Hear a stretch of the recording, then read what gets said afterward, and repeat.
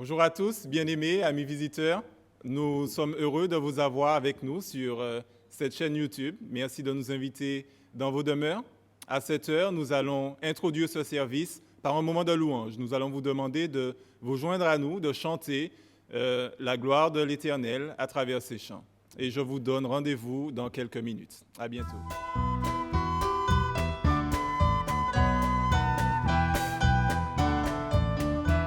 Acclamez le Seigneur. Acclamez Dieu, gens du monde entier, et célébrez son nom glorieux. Honorez-le par vos louanges, dites à votre Dieu. Tu es grand, grand et glorieux, tu es grand, grand et glorieux, nous t'honorons par nos louanges, tu es notre Dieu. Acclamez le Seigneur. Acclamez Dieu, gens du monde entier, célébrez son nom glorieux. Honorez-le par vos louanges, dites à votre Dieu. Tu es roi, fort et redoutable, tu es roi, fort et redoutable, nous t'honorons par nos louanges, tu es notre Dieu. Acclamez le Seigneur. Acclamez Dieu, gens du monde entier, célébrez son nom glorieux. Honorez-le par vos louanges, dites à votre Dieu. Ta puissance brise tous nos liens, ta puissance brise tous nos liens, nous t'honorons par nos louanges, tu es notre Dieu. Acclamez le Seigneur. Acclamez Dieu, gens du monde entier, célébrez son nom glorieux. Honorez-le par vos louanges, dites à votre Dieu. Ta louange éclate dans nos cœurs, tes louanges éclate dans nos cœurs, nous t'honorons par nos louanges, tu es notre Dieu, tu es notre Dieu, tu es notre Dieu.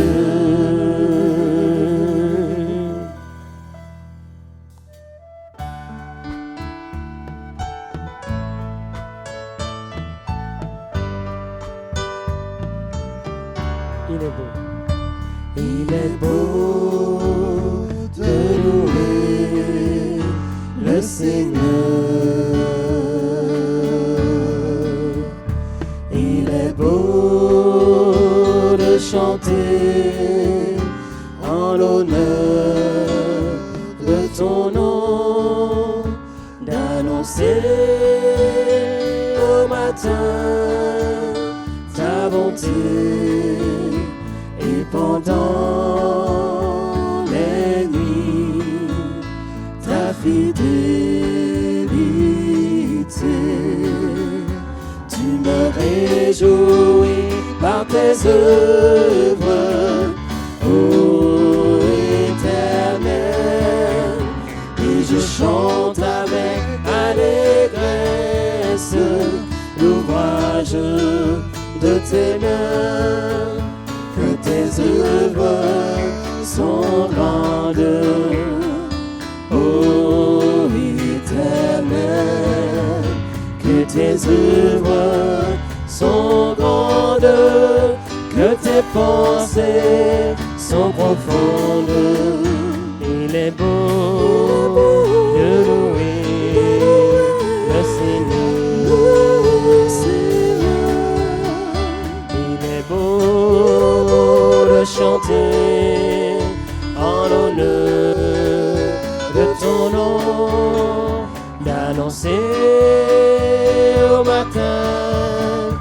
ta bonté. Et pendant les nuits, ta fidélité. Et pendant les nuits, ta fidélité.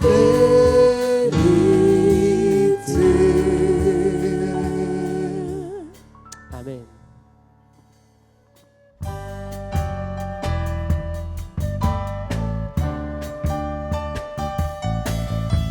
Oui, Dieu règne. Oui, Dieu règne. Oui, Dieu règne. Que la terre entière lance un cri de joie, lance un cri de joie. Peuple, réjouis-toi, car ton Dieu règne. Oui, Dieu règne. Oui, Dieu règne. Oui, Dieu règne.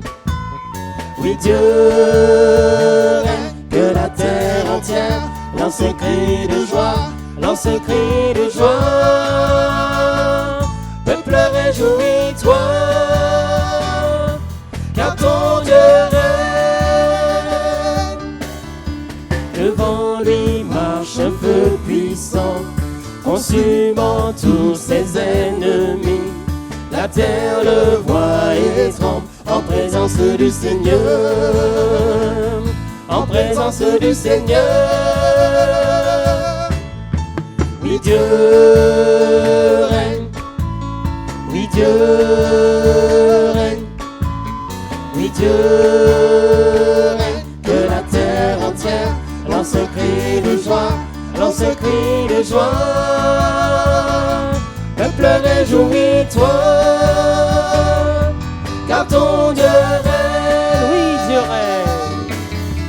Oui, Dieu règne. Oui, Dieu règne. Oui, Dieu règne. Que la terre entière lance un cri de joie, lance un cri de joie.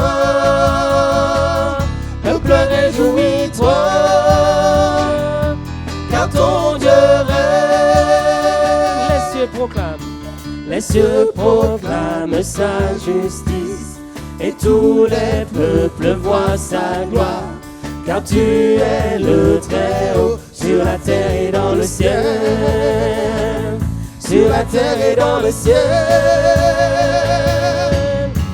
Oui, Dieu règne. Oui, Dieu règne.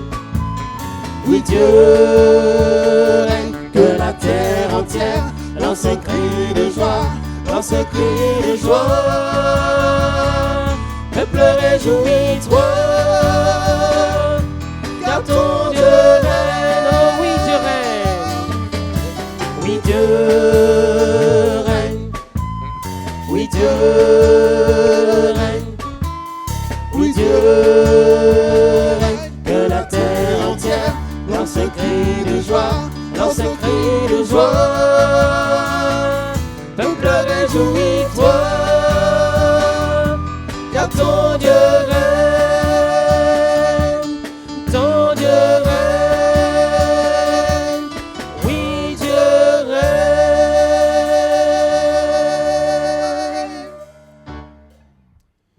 Voilà, nous remercions le groupe de louanges pour ces merveilleux chants. Maintenant, nous allons introduire notre service avec la lecture du psaume 20.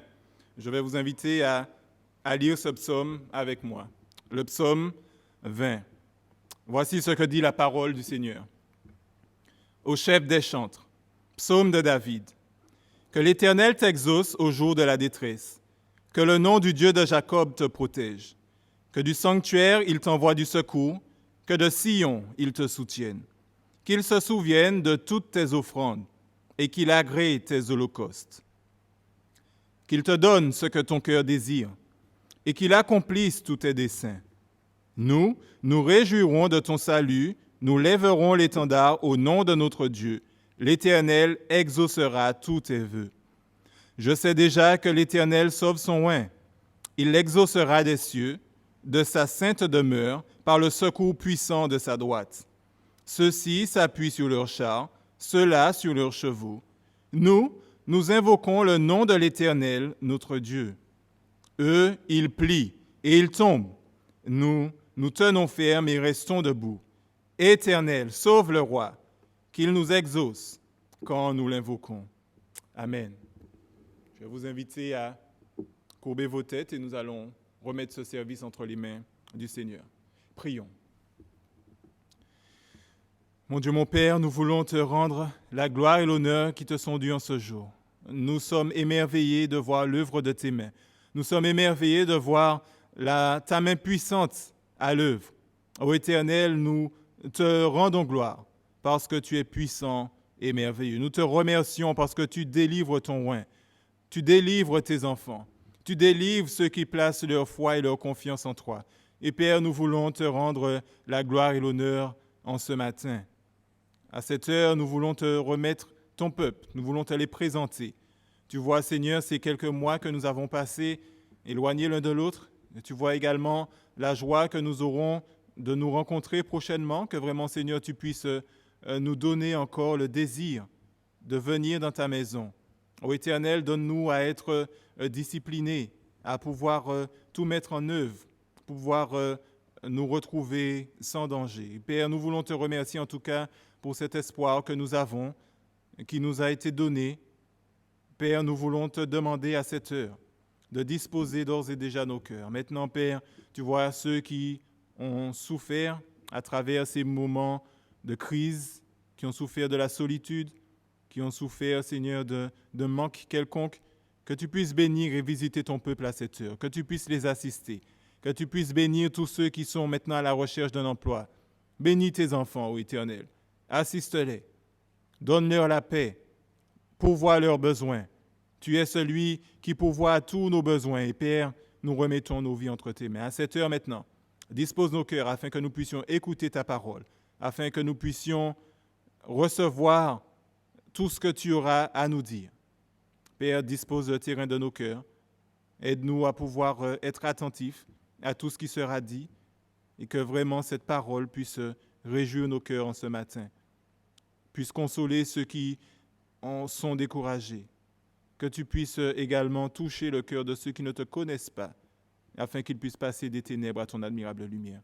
Père, donne à ton serviteur tout ce dont il aura besoin afin d'exposer clairement ces Écritures et que la gloire et l'honneur te reviennent en ce jour. Nous t'avons prié et demandé ces grâces dans le nom de ton Fils Jésus. Amen. Voilà, maintenant nous aurons un chant. Dieu est puissant, Dieu est puissant, sa gloire est éternelle. Dieu est puissant, sa gloire est éternelle. Sainte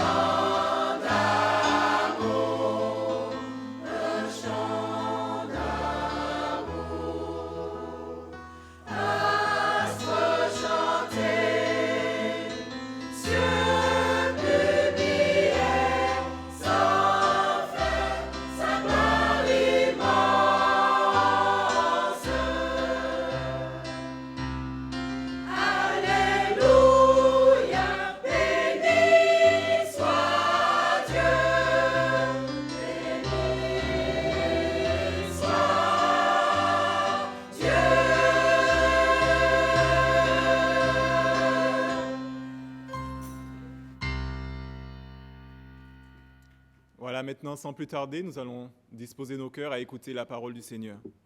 Donc ce matin, je vais vous inviter à lire avec moi le psaume 21. Et nous allons lire le psaume entièrement. Psaume 21, versets 1 à 14. Voici ce que dit la parole du Seigneur. Au chef des chantres, psaume de David.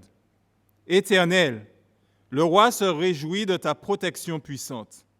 Oh, comme ton secours le remplit d'allégresse. Tu lui as donné ce que désirait son cœur, et tu n'as pas refusé ce que demandaient ses lèvres. Car tu l'as prévenu par les bénédictions de ta grâce. Tu as mis sur sa tête une couronne d'or pur. Il te demandait la vie, tu la lui as donnée. Une vie longue pour toujours et à perpétuité. Sa gloire est grande à cause de ton secours. Tu places sur lui l'éclat et la magnificence. Tu le rends à jamais un objet de bénédiction. Tu le combles de joie devant ta face. Le roi se confie en l'Éternel, et par la bonté du Très-Haut, il ne chancelle pas. Ta main trouvera tous tes ennemis, ta droite trouvera ceux qui te haïssent. Tu les rendras tels qu'une fournaise ardente, le jour où tu te montreras. L'Éternel les anéantira dans sa colère et le feu les dévorera. Tu feras disparaître leur postérité de la terre et leur race du milieu des fils de l'homme. Ils ont projeté du mal contre toi. Ils ont conçu de mauvais desseins, mais ils seront impuissants. Car tu leur feras tourner le dos, et avec ton arc, tu tireras sur eux. Lève-toi, Éternel, avec ta force. Nous voulons chanter et célébrer ta puissance. Amen. Vous avez certainement déjà connu, ou vous vous êtes certainement déjà trouvé dans une situation où vous n'avez aucun contrôle sur la situation. Beaucoup ont commencé certaines activités au nom du fun, par plaisir, pour s'amuser, pour trouver la joie. Certains ont commencé à fumer pour le plaisir. Certains ont commencé à boire pour le plaisir. D'autres à s'adonner au plaisir sexuel. Certains se sont adonnés à la vitesse pour le plaisir de faire monter le taux d'adrénaline. Et ne voilà-t-il pas que cette distraction au nom du fun s'est transformée en addiction? Le soi-disant contrôle que nous avions sur la situation s'est effacé. On se retrouve coincé dans un cercle infernal et nous n'avons plus la possibilité de nous en sortir de nous-mêmes. La culpabilité et le désespoir sont nos amis du quotidien. Nous les côtoyons quotidiennement et nous culpabilisons. Les pensées positives ne sont d'aucune aide dans ce genre de situation. Au contraire, elles nous rabaissent et elles nous empêchent de nous regarder à notre juste valeur. Nous n'avons rien sous notre contrôle. Notre joie s'est évaporée dans la nature. Et on se retrouve à un point de non-retour. Ces joies que nous pensions avoir contrôle au-dessus d'elles, eh bien maintenant nous nous retrouvons coincés par elles. Elles ont révélé leur vrai visage. Ce sont maintenant des outils de torture et non plus des moyens de se distraire. Si vous êtes dans cette situation ce matin, vous savez certainement que vous avez besoin d'une aide surnaturelle pour vous en sortir. Après tant d'années, après tant d'essais, vous avez été incapable de vous en sortir. Vous avez donc besoin d'une aide surnaturelle. Maintenant, où la trouver? Existe-t-il une joie dans ce monde qui ne nous fera pas faux bond? Ce sont les deux questions auxquelles nous allons répondre en ce matin. En introduction à ce service, nous avons lu le psaume 20, qui est un psaume royal. Et le psaume 21 que nous avons lu en introduction à ce message est étroitement lié à ce psaume 20, qui est aussi un psaume royal. Et il semble que le psaume 21 soit une continuité du psaume 20. Le psaume 20 va élaborer donc une bénédiction que le roi a reçue de Yahweh, demande à Yahweh. Et la bénédiction qu'il va demander à Yahweh, c'est que Dieu puisse combattre pour lui, le délivrer de ses ennemis. Et nous savons que David a demandé de l'aide à Dieu dans une situation militaire parce qu'au verset 8, il va parler de ceux qui s'appuient sur leurs chars et sur leurs chevaux. Le psalmiste donc se focalise sur le roi et demande à Yahweh de se souvenir de lui, de le protéger dans les 6 premiers versets du psaume 20. Et après avoir proclamé son espérance en Yahweh, eh bien, le psalmiste va affirmer son assurance que Dieu va toujours sauver son oint, c'est-à-dire celui qu'il a choisi. Il le protégera de ses ennemis dans les versets 7 à 9 du psaume 20. Et il se termine, ce psaume, par une requête qui est adressée à l'Éternel, et cette requête est de sauver le roi. Et le psaume 21 va reprendre à partir de ce verset 10. Et le psaume 21 va nous présenter une louange qui est adressée à la force de Dieu. Et cette force de Dieu encadre le psaume 21.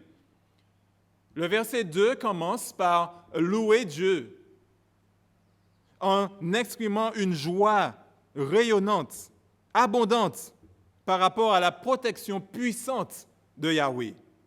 Et le psaume 21 va se terminer avec une démonstration de l'Éternel, une démonstration de sa force et de sa puissance. Il est dit au verset 14, « Lève-toi, Éternel, avec ta force. Nous voulons chanter et célébrer ta puissance. » Et le reste du psaume 21 peut être divisé en 2 grandes sections. Nous avons 2 grandes sections dans ce psaume 21 composées de 5 versets. Chaque section est composée de 5 versets. Donc la première section a un aspect positif et la deuxième section a un aspect négatif. La première section démontre, des versets 3 à 7, la bénédiction que Dieu va manifester envers le roi, parce que ce roi est glorifié et reçoit la délivrance qu'il a demandée précédemment dans le psaume 20. Et la deuxième section a un aspect négatif, et cet aspect va démontrer la défaite des ennemis du roi.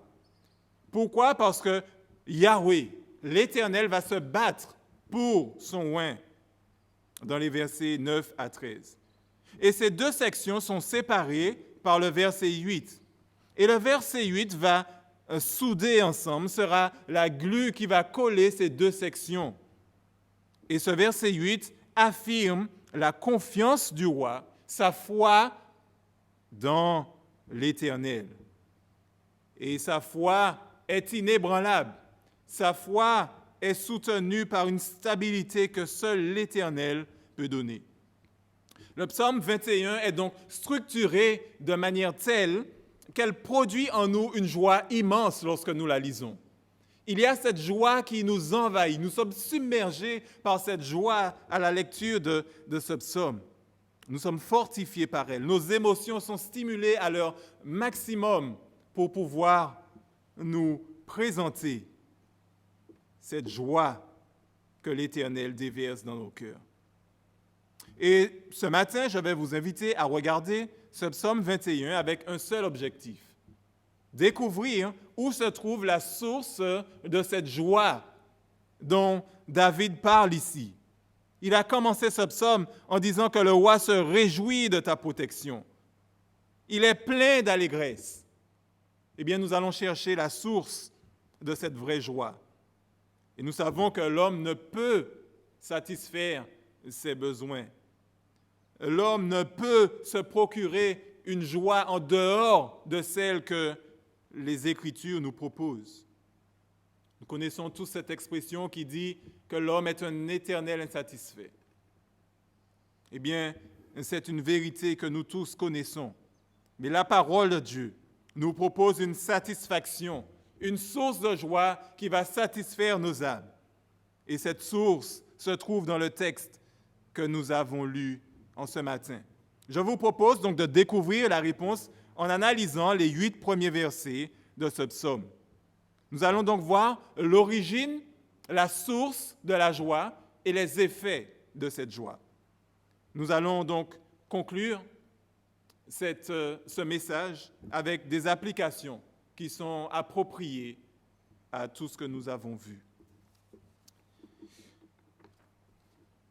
Au premier verset de ce psaume, donc lorsque je parle du premier verset, je ne parle pas du titre. Alors il faut savoir qu'il y a plusieurs façons de diviser, de répertorier les versets dans un psaume.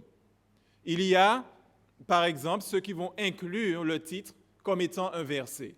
Cela voudra dire donc, comme ici, dans la version 8 secondes que nous avons lue, qu'il y a 14 versets. Mais ceux qui ne vont pas inclure le titre comme faisant partie du psaume, eh bien, ils auront 13 versets. Donc ici, nous nous basons sur la version 8 secondes. Le psaume 20 se termine par une requête du psalmiste qui demande de sauver le roi, au verset 10. Tandis que le psaume 21, lui, commence avec une réjouissance du roi dans la force de Dieu et du secours que l'Éternel, que Yahweh, lui a apporté.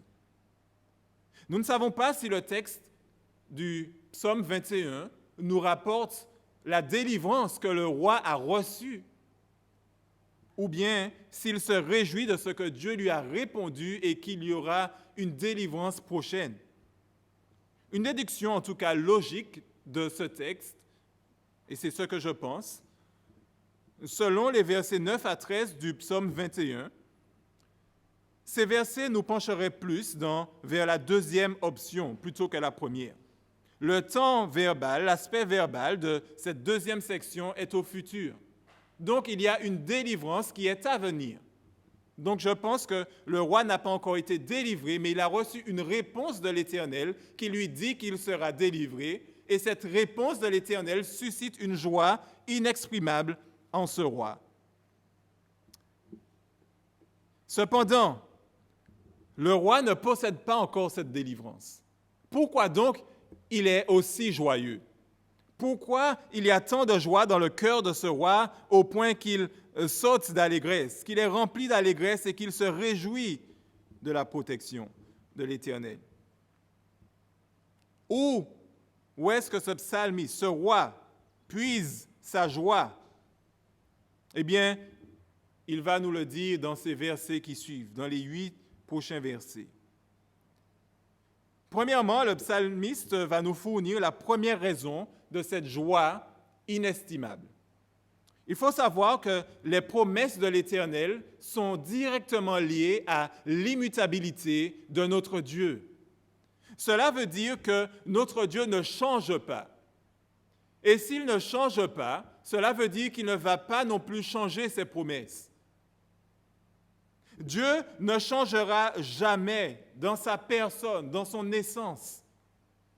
Dieu restera Dieu à jamais. Il n'y a eu aucun jour où l'Éternel n'était pas Dieu. Il n'y a pas de jour futur qui viendra où Dieu ne sera pas Dieu. Il est inchangeable et il restera Dieu, et ce pour l'éternité. Ses attributs resteront inchangés. Et parce que ces attributs ne peuvent changer, eh bien, cela crée en ce psalmiste, en ce roi, une source de joie intarissable. Vous comprenez pourquoi cela est important? Si Dieu ne change pas, cela voudra dire qu'il restera amour pour l'éternité. Mais comme Dieu ne change pas, également sa justice ne peut pas être changée. Là aussi, vous comprenez pourquoi Dieu ne peut pas simplement fermer les yeux sur le péché. Pourquoi? Parce qu'il ne change pas. Et si Dieu changeait, cela voudrait dire qu'à un moment donné, ce monde serait sans contrôle. Dieu ne serait plus Dieu, il ne pourra plus contrôler ce monde, soutenir la création. Vous savez que la Terre tourne à plus de combien de kilomètres heure par seconde autour du Soleil, à cette vitesse, s'il n'y a plus de contrôle, vous imaginez ce qui peut se passer? C'est une pensée terrifiante, n'est-ce pas? Mais parce que notre Dieu ne change pas, eh bien, le monde est entre de bonnes mains. Ce n'est pas le cas des dieux de l'Antiquité. Nous avons Zeus, nous avons Hadès, nous avons Aphrodite et bien d'autres dieux. Ces dieux changeaient constamment. Il était impossible de savoir comment plaire à ces dieux. Il fallait constamment chercher une nouvelle façon de faire plaisir à ces dieux. Et pourquoi? Parce que leurs humeurs changeaient. Ils changeaient constamment. Aujourd'hui, ils pouvaient dire une chose et demain, autre chose. Mais le Dieu que nous servons, lui, ne change pas. Et cette stabilité, eh bien, définit notre Dieu.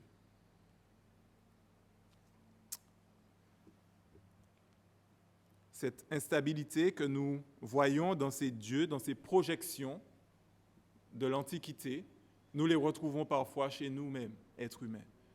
Nous pouvons parfois être instables, changer constamment. Nous pouvons changer d'humeur. On peut se lever du mauvais pied, il est dit. On peut être sous une mauvaise lune, comme on dit.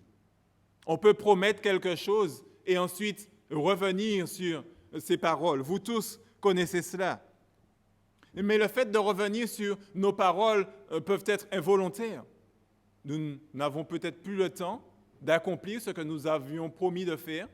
Nous n'avons plus d'opportunité, d'occasion d'accomplir ce que nous avions promis de faire.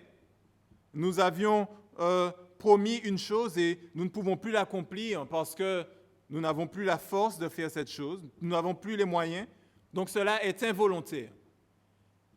Mais le fait de revenir sur nos paroles peuvent aussi être volontaires.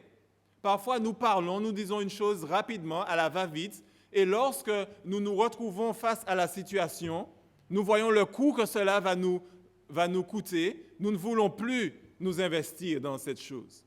Et nous revenons sur nos paroles. Et cela démontre une instabilité.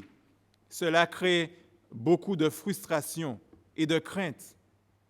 Vous imaginez ce que cela peut créer? Nous avons eu l'exemple avec notre gouvernement pendant cette période de confinement. Ils ont promis de dédommager les professionnels et arrivés au pied du mur, finalement, ils font machine arrière. La parole nous dit que l'Éternel, notre Dieu, Yahweh, ne change pas. Nombre 23, verset 19, va nous dire que l'Éternel n'est pas un homme pour mentir, ni un fils d'un homme pour se repentir. Ce qu'il a dit, nous dit Moïse, ne le fera-t-il pas? Ce qu'il a déclaré, ne va-t-il pas l'exécuter? Notre Dieu ne change pas. Et le roi va se réjouir du fait que l'Éternel lui a promis de le protéger, lui a promis une protection, lui a promis de lui donner cette victoire. Donc, la simple promesse de l'Éternel représente bien plus qu'un contrat. Ça représente l'assurance, l'assurance que Dieu va accomplir ce qu'il a promis. Et il n'est pas comme un homme, il n'est pas limité par les moyens, il n'est pas limité par les circonstances. Il n'y a rien qui pourra se mettre entre Dieu et la personne qui doit recevoir la promesse de l'Éternel. Rien ne peut nous empêcher de recevoir la bénédiction de Dieu et cela crée en nous une joie immense. La joie du roi vient donc des promesses de Dieu. Deuxièmement, le psalmiste va nous donner une autre raison pour laquelle le roi manifeste tant de réjouissance. Le psalmiste va continuer en expliquant que la joie du roi est aussi produite par son intégrité. Dans le verset 3, il est dit que tu lui as donné ce que désirait son cœur et tu n'as pas refusé ce que demandaient ses lèvres. Ici, on voit une dichotomie. Dans la première partie du verset, on voit que l'Éternel reconnaît, arrive à sonder le cœur de ses enfants. Et non pas seulement le cœur de ses enfants, mais le cœur de tout homme. Donc, il sait ce qu'il y a dans le cœur de l'homme. Et David ressent une chose, mais ce qu'il exprime de sa bouche, eh bien, c'est exactement ce que son cœur ressent. Il est intègre. Il n'y a pas d'hypocrisie en David. Il est en train d'exprimer complètement ce qui se passe intérieurement. Ce qu'il désire, c'est ce qu'il demande. La parole va nous enseigner que c'est de l'abondance du cœur que la bouche parle. Parfois, nous pouvons essayer de masquer les vraies raisons de nos requêtes à l'Éternel. Nous voulons le tromper en faisant passer une bonne action pour un désir hypocrite, égoïste. Ananias et Saphira ont voulu faire la même chose. Ils ont voulu offrir une somme d'argent à l'Église, mais ils ont gardé une grande partie de cette somme et ont donné une partie à l'Église et ont dit que je vous donne cet argent, c'est tout ce que j'ai reçu. Et il a voulu mentir au Saint-Esprit. Mais Dieu a vu l'hypocrisie de son cœur et il a été frappé immédiatement. Vouloir cacher nos vraies raisons à l'Éternel, c'est comme si nous essayons de nous cacher dans une boîte transparente. Ce sont des choses qui sont impensables. L'Éternel sonde nos cœurs et David est intègre devant l'Éternel. Bien souvent, nous masquons nos désirs par de faux raisonnements ou bien encore par de la piété déguisée. Éternel, donne-moi une voiture afin que je puisse venir régulièrement dans ta maison. Et une fois qu'on a cette voiture, on est encore moins souvent dans la maison du Seigneur qu'auparavant. Et on va chercher toutes sortes d'excuses pour rationaliser ce manque de sérieux. Mais David est un homme intègre. Et dans cette intégrité, il y a une source de joie. Pourquoi? Parce que cette joie n'est pas seule, mais elle est accompagnée de l'écoute attentive de notre Dieu. Lorsque nous lisons ce verset, nous voyons que l'Éternel n'a pas refusé ce que David lui a demandé. Si l'Éternel n'a pas refusé ce que le psalmiste lui a demandé, cela veut dire qu'il a écouté d'abord. Il y a donc cette relation intime d'écoute entre celui que Dieu aime et lui-même. Il y a cette relation. La joie du roi découle de l'intégrité du roi et du fait qu'il soit connu et approuvé de Dieu. À ce stade, nous arrivons à la troisième raison qui pousse le roi à exulter de joie, qui pousse le roi à exprimer sa joie. Le roi est dans la joie parce que Dieu lui donne bien plus que ce qu'il a demandé. Nous avons une chose et nous savons une chose, et elle est certaine, c'est que lorsque nous demandons une chose à l'Éternel, il ne fait pas que nous donner cette simple chose, mais l'Éternel va nous donner bien plus que ce que nous avons demandé, bien plus que nous pouvons même penser ou même imaginer. Et l'Éternel est en train de démontrer sa générosité, sa miséricorde à ce roi. David lui a demandé la protection. N'est-ce pas, dans le psaume 20 au verset 10, il demande à Dieu de le sauver. Mais notez deux choses.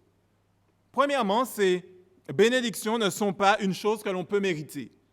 Parce que David va dire, car tu l'as prévenu par les bénédictions de ta grâce. Il faut savoir que c'est par grâce que l'Éternel nous donne ces bénédictions. Nous ne méritons pas toutes ces bénédictions, mais c'est par la grâce de Dieu, sa miséricorde, son chesed, qui nous donne cette grâce incommensurable, et non pas nos mérites.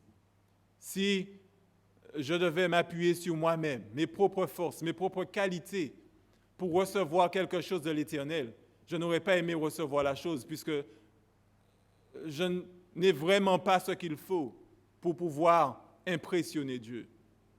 Mais lorsque je reçois une chose qui découle de la grâce de Dieu, là c'est différent.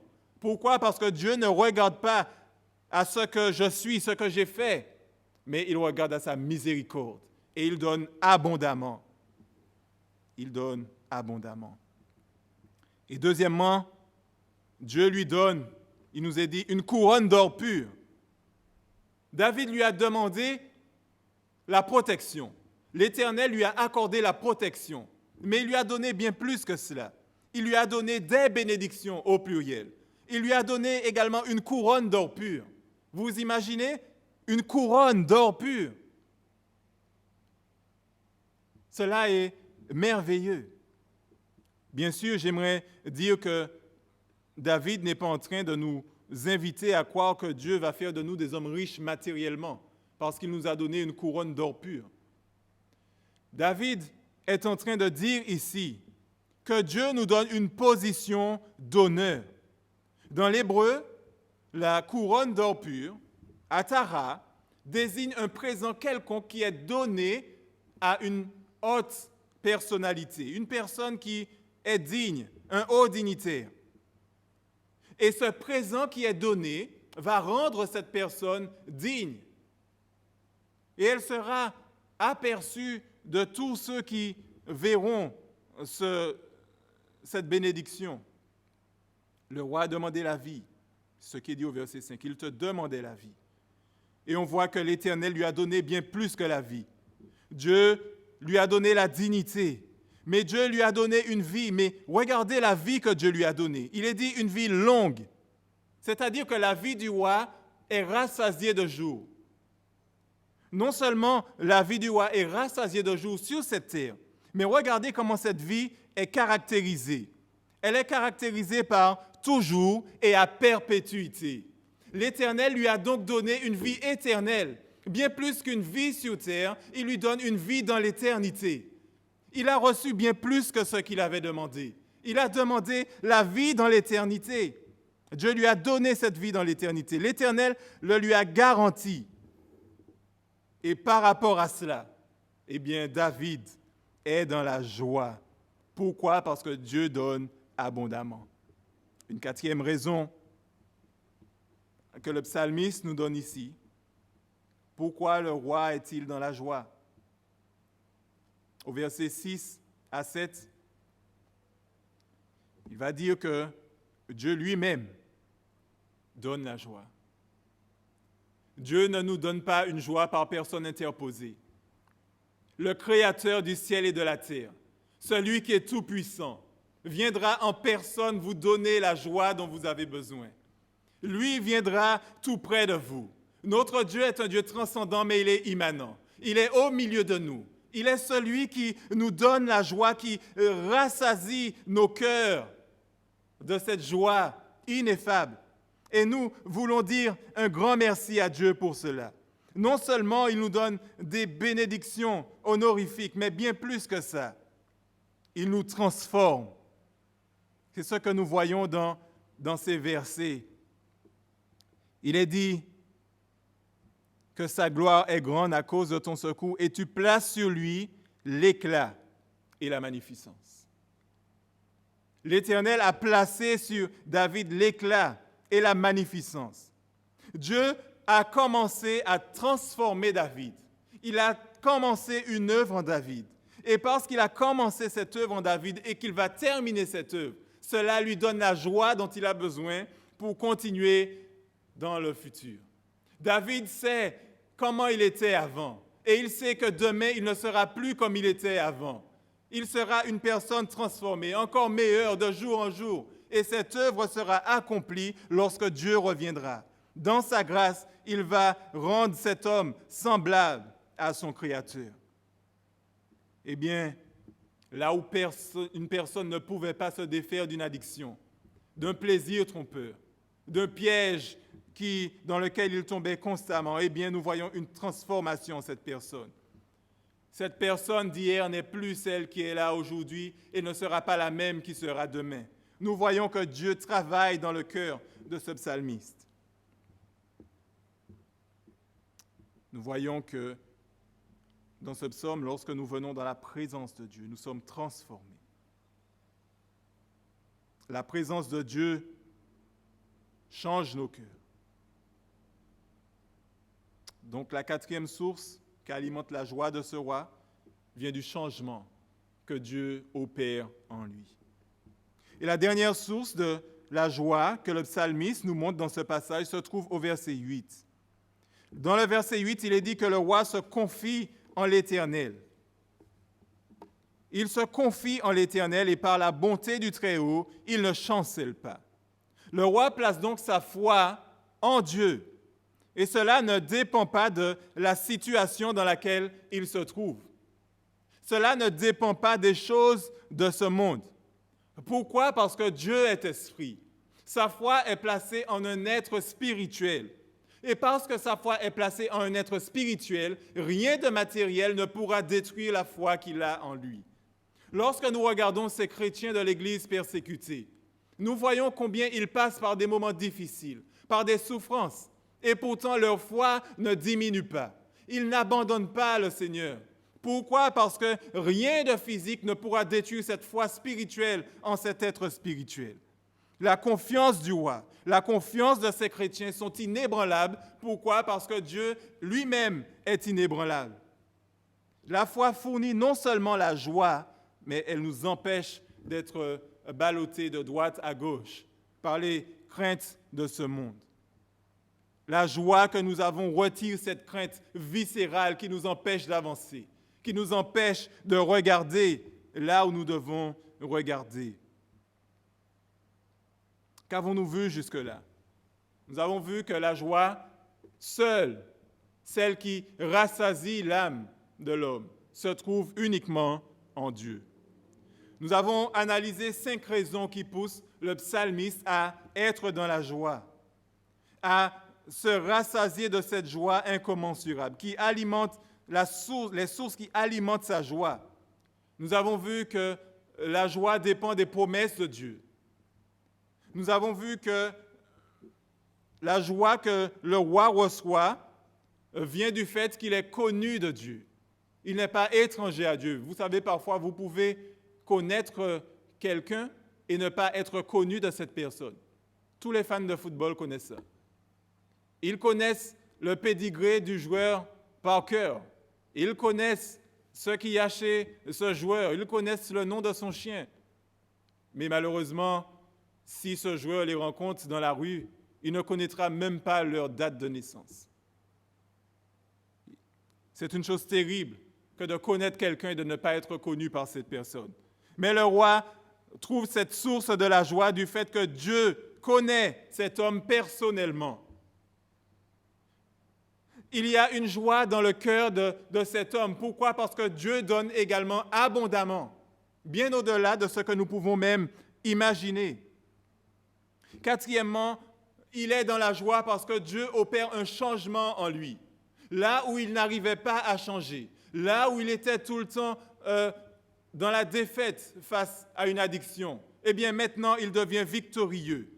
Le changement que Dieu opère en nous est une source de joie. Et dernièrement, la confiance en Dieu est une source de joie pour le roi. Que devons-nous retenir donc de ce texte? En quoi cela peut-il nous aider? Eh bien, sachez que cela vous servira énormément durant votre vie. Car si vous n'avez aucune source de joie, vos os seront desséchés. Vos corps ne supporteront point la corruption de ce monde. Ce monde est en perdition. Elle se dégrade de plus en plus. Les joies que nous propose ce monde nous font constamment défaut. Ce sont des promesses qui ne sauront être tenues. Ce sont des promesses qui ne pourront délivrer ce qu'elles promettent. La parole de Dieu nous donne une source de joie. Et cette source de joie est surnaturelle et ne peut être attaquée par les choses matérielles de ce monde. Nous devons donc écouter avec attention ce que le psalmiste nous dit. Car cette source de joie que la parole nous propose est différente et elle est certaine. Premièrement, vous devez savoir que les promesses de Dieu ne sont pas limitées par les événements de la vie. Que ce soit la tempête, que ce soit le pouvoir, que ce soit le monde politique, que ce soit une source financière, que ce soit la menace, les dangers, la mort, les soucis de la vie, rien ne pourra altérer les promesses de Dieu envers ses enfants. Aucun obstacle ne pourra se tenir devant vous et devant Dieu lorsque Dieu vous aura promis une chose. Et Dieu nous a promis la vie éternelle. Et rien ne nous empêchera d'obtenir cette vie éternelle en Jésus-Christ. Aucun obstacle ne pourra vous priver de la promesse de Dieu. Dieu a promis que nos noms sont écrits sur le livre de vie Et parce que nos noms sont inscrits sur le livre de vie, rien ne pourra effacer nos noms sur ce livre de vie. Aucun liquide paper, aucun effaceur, aucune gobe n'est assez puissante pour effacer nos noms de ce livre.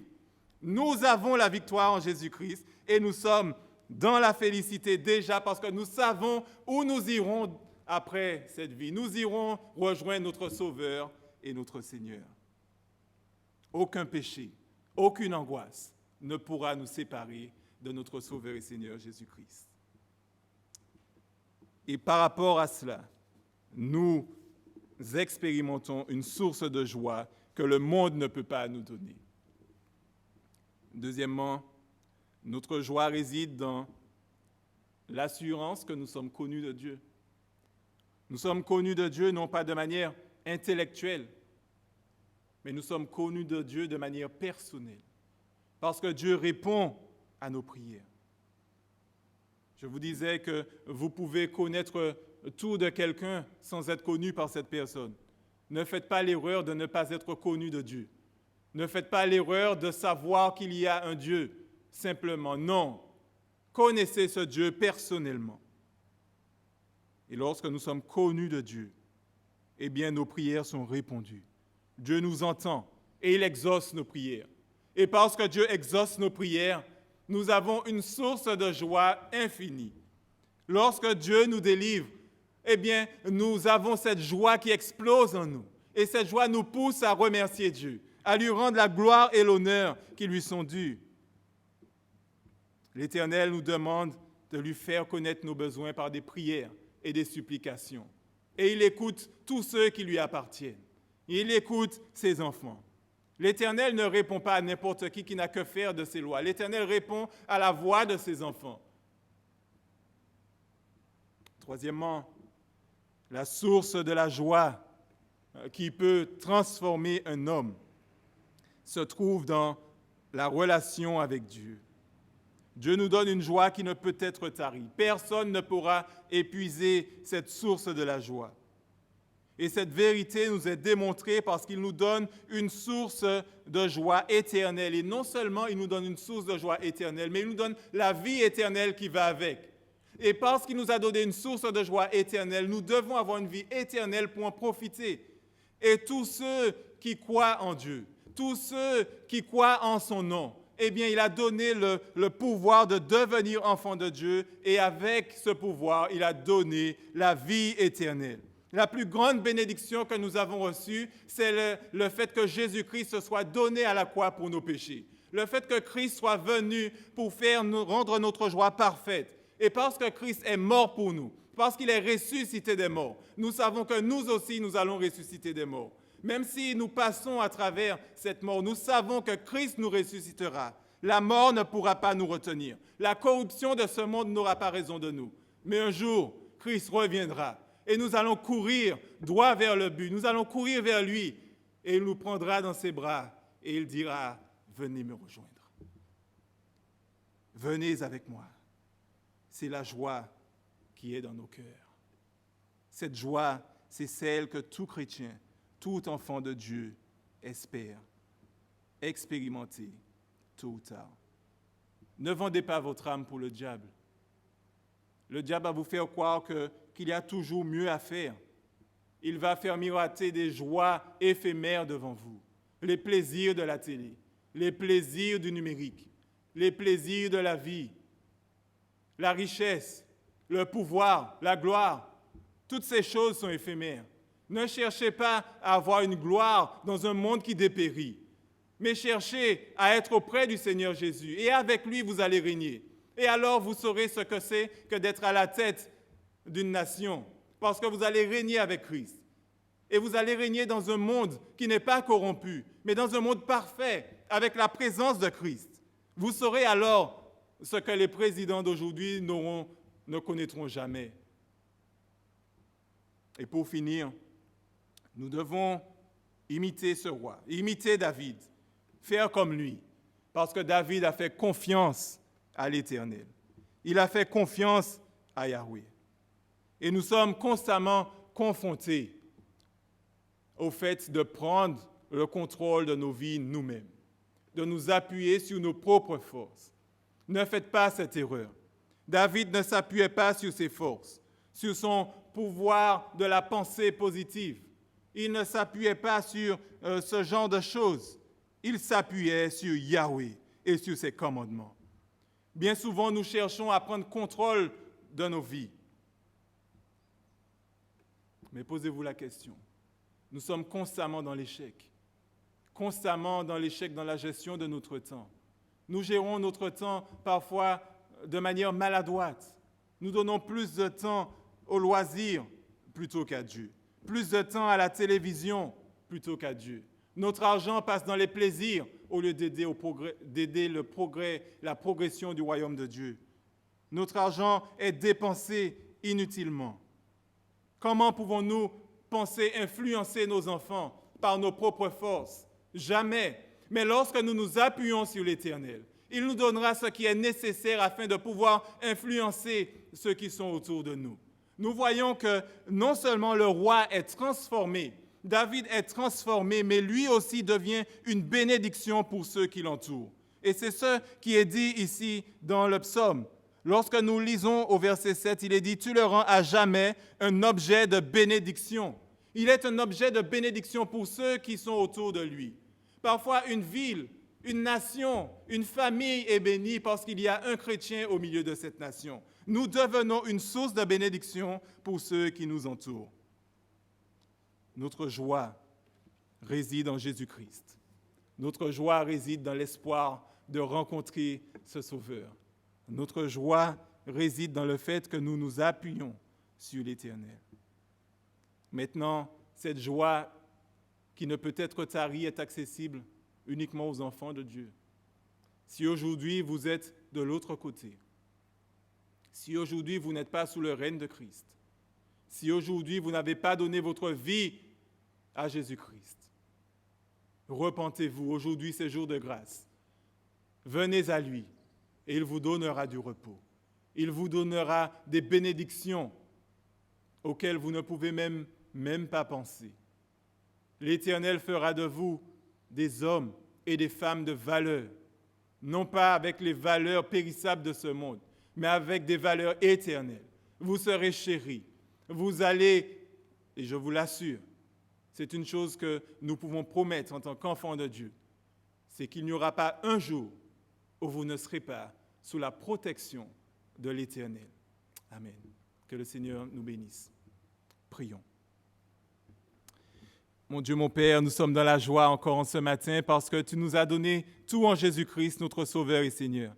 Merci pour cette joie qui est en nous et qui ne peut être tarie par les événements de la vie. Merci, Seigneur, parce que tu nous donnes cette joie constamment.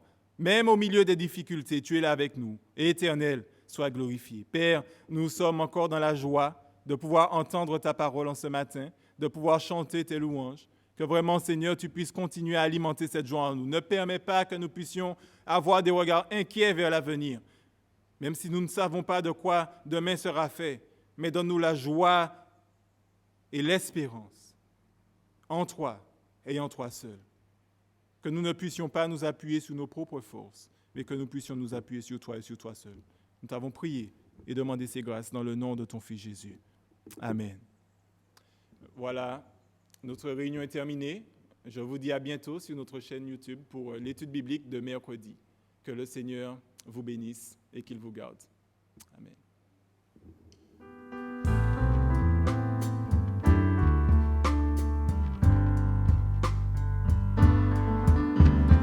Dans les jours qui viennent,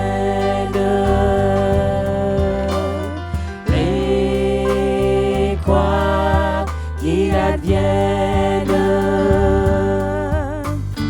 Dieu vous maintienne à jamais.